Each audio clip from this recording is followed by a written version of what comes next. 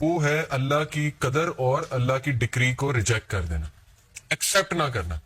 اور زیادہ تر لوگ جو ہے وہ اس کا شکار ہو جاتے ہیں کہ جب ان کے ساتھ کوئی خدا نہ خواستہ اللہ نہ کرے کوئی ایسا حادثہ ہو جائے، کوئی ایسی چیز آ جائے جو انہوں نے ایکسپیکٹ بھی نہیں کی ہوئی تھی، تو وہ بجائے کہ اللہ کے آگے رونے کے یا اللہ سے مدد طلب کرنے کے، وہ فوراً یہ کہتے ہیں کہ یہ ہوا کیوں ان دا فرسٹ پلیس.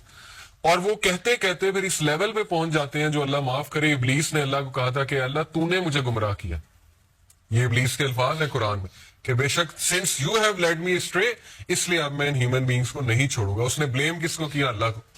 تو خدا نہ خواستہ کہیں ہم اس شکوے کا شکار نہ ہو جائیں کہ ہم اللہ کو بلیم کرنے لگیں، نعوذ باللہ، کہ یہ اللہ کی وجہ، اللہ نے کیوں میرے ساتھ ایسے کیا. ٹھیک ہے نا، انسان ہے، نکل بھی سکتے ہیں ایسے الفاظ، لیکن یہ کہ توبہ کر لی جائے، فوراً سے ریٹرن ہو جائے، فوراً سے جو ہے وہ اللہ تعالیٰ کے بارے میں پازیٹیو ہو جائیں.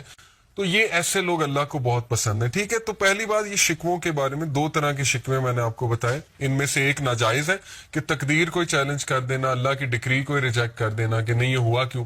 جیسے کچھ لوگ ان کے فادر کی ڈیتھ ہو گئی، مدر کی ڈیتھ ہو گئی، ایکسیپٹ ہی نہیں کیا، دین سے بھی دور ہو گئے، نمازیں پڑھنا چھوڑ دی کہ نہیں یہ ہوا کیوں.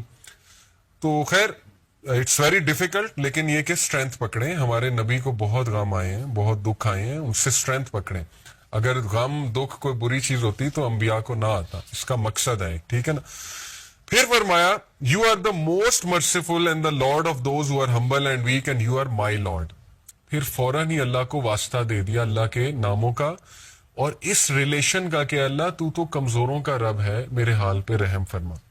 ایسی دعا اللہ کو بڑی پسند ہے جس میں اللہ کے کوئی نہ کوئی ایٹریبیوٹ کا ذکر ہو کہ اللہ تو غفور و رحیم ہے، اللہ تو راستے کھولنے والا ہے، اللہ تو جبار ہے، تو مسلط کرنے والا ہے، اللہ تو کن کا کلمہ کہنے والا ہے، میں تیرے کن کا منتظر ہوں. ٹھیک ہے نا. اس طرح کے الفاظ جتنا اسپیسیفک ہوں گے، جتنا اللہ سے ڈیٹیل میں بات کریں گے، اللہ کے ایٹریبیوٹس کا اللہ کو واسطہ دیں گے، اللہ بہت خوش ہوں گے. یہ تو کئی اس پہ واقعات آتے ہیں. ایک واقعہ آپ کو سنا بھی دیتا ہوں، یہ ہلیات الاولیاء غالباً ایک کتاب ہے، اس میں مینشن ہے، اوتھینٹک واقعہ ہے کہ ایک شخص جو ہے وہ صحرا میں اکیلا تھا.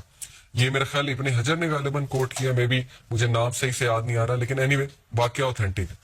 اس شخص کو صحرا میں ڈاکو مل گئے اور وہ بینڈٹس مار دیتے تھے، قتل کر دیتے تھے، بڑے خطرناک بینڈٹس تھے.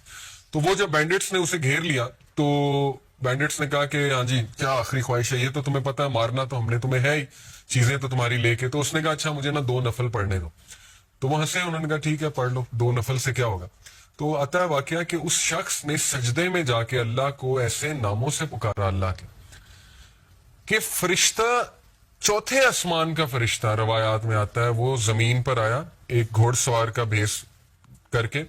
یعنی اللہ نے جب مدد کرنی ہے تو پھر ایسے بھی کر دیتا ہے اللہ، جب کوئی بھی نہیں ہے پھر اللہ ہے. ٹھیک ہے نا. وہ آیا گھوڑ سوار بن کے اور اس نے ان کو فائٹ کیا، ان کی گردن اڑا دی، وہ جو بینڈیٹس تھے. اس شخص نے پوچھا تو کہاں سے آیا؟ تو اس نے پورا بتایا کہ میں چوتھے آسمان کا فرشتہ ہوں. جب اللہ کو تیسری بار تم نے اس طرح سے پکارا، بار بار پکارا تھا، جب سجدے میں تیسری بار تم نے اللہ کو اس کے ناموں کے واسطے دیے تو سارے فرشتوں نے دوڑ لگا دی کہ اس کی مدد کے لیے ہم جائیں گے. یعنی اللہ نے الاؤ کر دیا کہ اب کون جاتا ہے. سب نے ریس لگا دی. تو کہتا ہے کہ میں سب سے پہلے جیت گیا تو میں آ گیا. اب یہ واقعے سے بھی کیا ثابت ہوتا ہے کہ اللہ کے ایٹریبیوٹ سے اللہ کو پکارا جائے. ٹھیک ہے، جیسے یہاں پہ